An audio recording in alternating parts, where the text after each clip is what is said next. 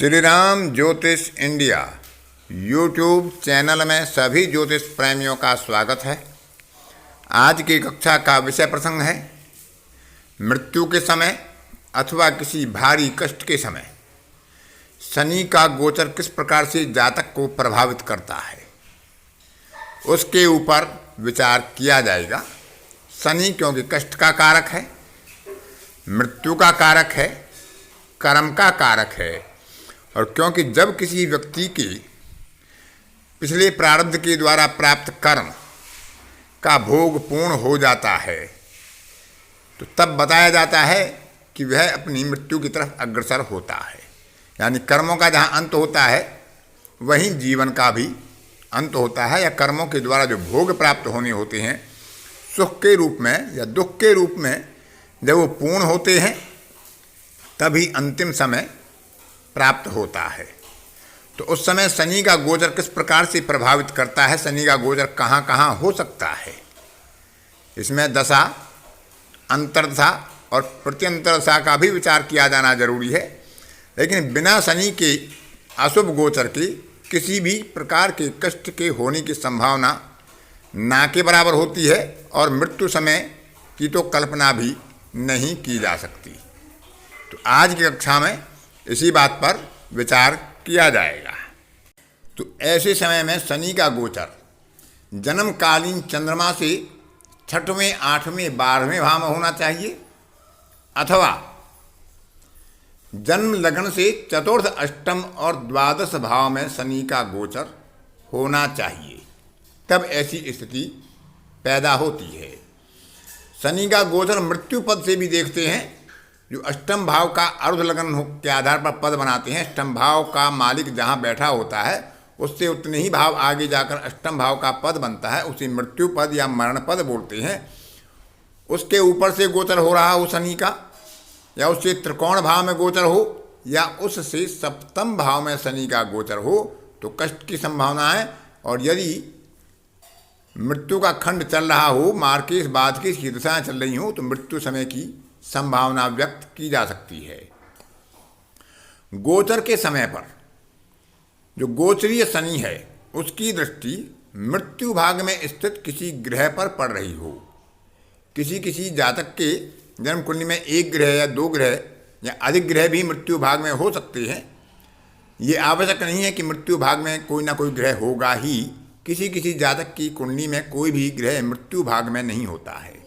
तो मृत्यु भाग में यदि कोई ग्रह होता है, जो मृत्यु भाग के विशेष अंश होते हैं हर राशि और ग्रह के आधार पर, तो उनमें यदि कोई ग्रह विराजमान है तो शनि की दृष्टि यदि उस ग्रह पर पड़ रही होगी तो वह भी कष्टकारी या मृत्युदायक हो सकता है।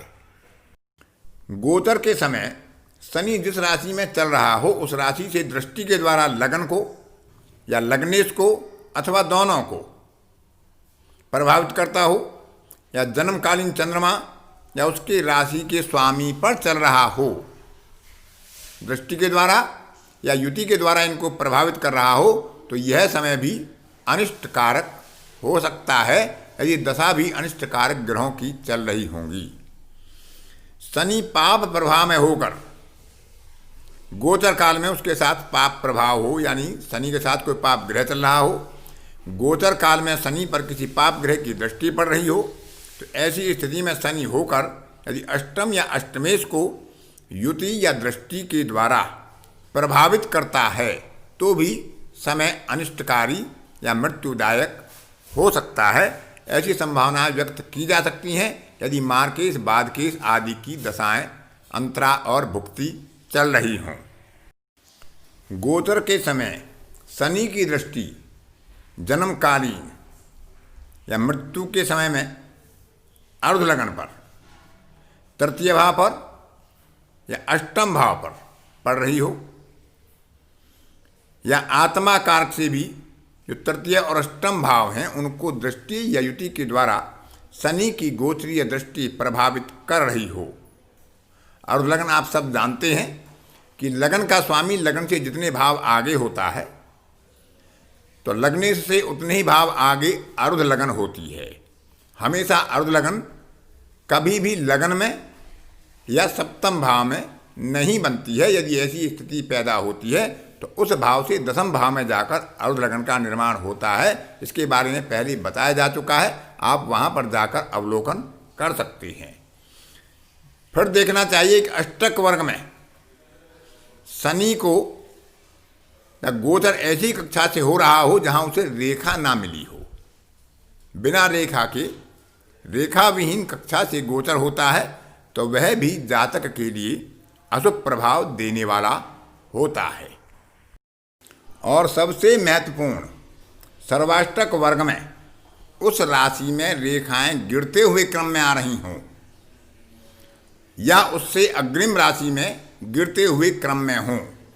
इसको इस प्रकार से समझ सकते हैं कि मान लीजिए शनि तुला राशि में गोचर करता है और कन्या राशि में सर्वाष्टक वर्ग की शुभ रेखाएं 32 हैं, तो तुला राशि में उससे कम रेखाएं होनी चाहिए। यानी वहाँ 32 हैं तो तुला राशि में 30 हों, 28 हों, 26 हों।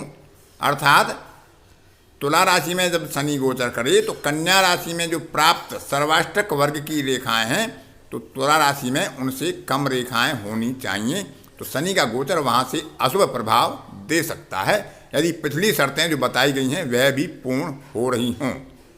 इसके अलावा जहाँ पर शनि गोचर करता है वहाँ पर जितनी सर्वाष्टक वर्ग में रेखाएं होती हैं, यदि उससे अगले भाव में उससे कम रेखाएं प्राप्त हो रही हैं सर्वाष्टक वर्ग में, तो भी वह राशि का गोचर अशुभकारी हो सकता है यदि दशा अंतरा भुक्ति अशुभ ग्रहों की चल रही हों और पिछली बातें जो बताई गई हैं, पिछले सिद्धांत जो बताए गए हैं वह भी लागू हो रहे हों।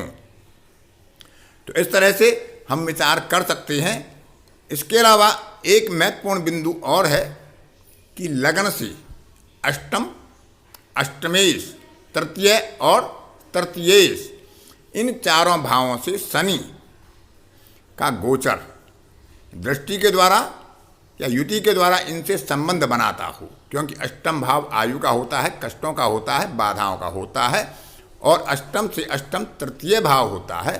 तो अष्टम और तृतीय भाव, इसका विचार और लगन से भी कर सकते हैं, लेकिन लगन से अवश्य ही करना चाहिए कि लगन से अष्टम, अष्टमेश, तृतीय और तृतीयेश, इन भावों की स्वामियों पर या इन भावों पर जब भी शनि का गोचरीय प्रभाव होगा, दशा अंतरा भुक्ति किसी अशुभ ग्रह की चल रही होंगी, मार्केश बादकेश की चल रही होंगी, तो वह समय व्यक्ति के लिए अति कष्टकारी, और यदि आयुखंड पूर्ण हो चुका है तो मृत्युदायक भी हो सकती हैं। आप उदाहरण के लिए देख सकते हैं कि श्रीमती इंदिरा गांधी की जब मृत्यु हुई थी 31 अक्टूबर 1984 को, अपने ही निवास स्थान पर उनके ही अंगरक्षकों के द्वारा उनकी हत्या कर दी गई थी। तो उस समय शनि उनका चतुर्थ भाव में तुला राशि में अपनी उच्च राशि में गोचर कर रहा था, गुरु की कक्षा में गोचर था, और गुरु ने अष्टक वर्ग में तुला राशि में शनि को कोई रेखा प्रदान नहीं की थी। यानी रेखा विहीन कक्षा से शनि का गोचर था। तुला राशि लगन से चतुर्थ भाव है और अर्ध लगन भी वहीं पर बनता है। तो आप स्वयं निर्णय कर सकते हैं, जो पीछे आपको सिद्धांत बताए गए हैं कि अर्ध लगन से गोचर देखना, लगन से गोचर देखना, रेखा विहीन कक्षा से गोचर देखना, तो कई बातें यहाँ पर लागू हो रही हैं। इसके अलावा जब हम सर्वाष्टक वर्ग में अंकों को देखते हैं तो तुला के मुकाबले वृश्चिक में रेखाएं कम होती हैं और कन्या के मुकाबले भी तुला में रेखाएं कम होती हैं।